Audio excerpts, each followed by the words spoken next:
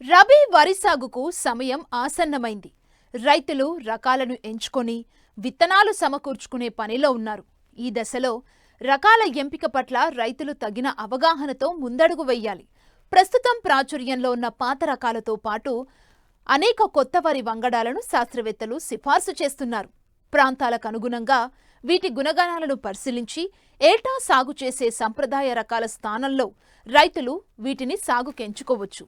తెలంగాణకు అనువైన వరి వంగడాలు, వాటి విశిష్ట లక్షణాల గురించి ఇప్పుడు తెలుసుకుందాం.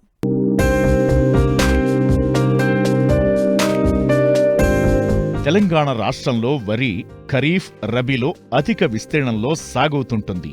ప్రస్తుతం రబీ పంటగా సాగు చేసే రైతుల కోసం సన్న, దొడ్డుగింజ రకాల విత్తనోత్పత్తి చేసింది నల్గొండ జిల్లా కంపాసాగర్ వ్యవసాయ పరిశోధనా స్థానం.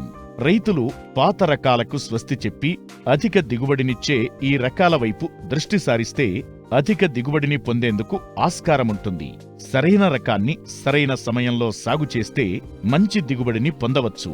ప్రస్తుతం రబీ సాగుకు సిద్ధమవుతున్న రైతుల కోసం కంపాసాగర్ పరిశోధనా స్థానంలో ఉన్న వరి రకాలు, వాటి గుణగణాల గురించి వివరాలు తెలియజేస్తున్నారు కంపాసాగర్ వ్యవసాయ పరిశోధనా స్థానం సీనియర్ శాస్త్రవేత్త లింగయ్య. ఈ ఖరీఫ్ సీజన్లో 5 వరి రకాలపై వరి విత్తనోత్పత్తి చేపట్టడం జరిగింది. అందులో మనకి సన్నగింజ రకాలు ఉన్నాయి, దుడ్డిగింజ రకాలు ఉన్నాయి. ముఖ్యంగా బీపీటీ 5204, కేఎన్ఎం 1638, కేపీఎస్ 6251 ఈ 3 రకాలు కూడా సన్నగింజ రకాలు. వీటి మీద వరి విత్తనోత్పత్తి చేపట్టడం జరిగింది. వీటితో పాటుగా దొడ్డి గింజలను కూడా మనము వరి విత్తనోత్పత్తి చేపట్టడం జరిగింది. అందులో ముఖ్యంగా చూసుకున్నట్లయితే మనకి MTU 1010, కేఎన్ఎం 118 ఈ 2 రకాలు దొడ్డి గింజ రకాలను కూడా వరి విత్తనోత్పత్తి చేపట్టడం జరిగింది. ఈ 5 రకాలను సుమారుగా 85 ఎకరాల్లో ఈ వర్షాకాలంలో ఇక్కడ వేయడం జరిగింది.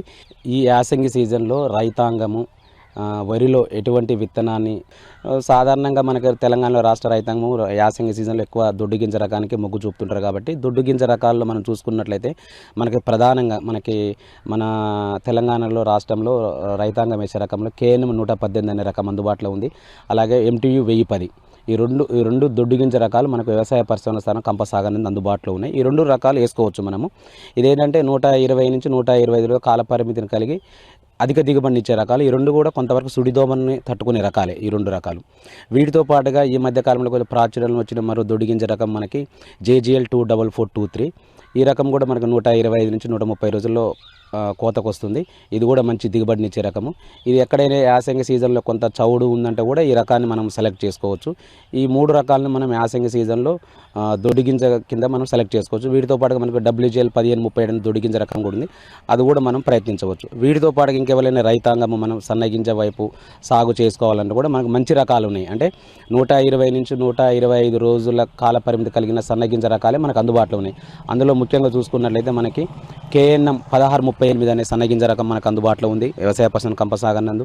దాంతోపాటుగా RNR 15048 ఈ 2 రకాలు కూడా మనకు 125 రోజుల నుంచి 130 రోజులకు కాల పరిమితి కలిగిన రకాలు.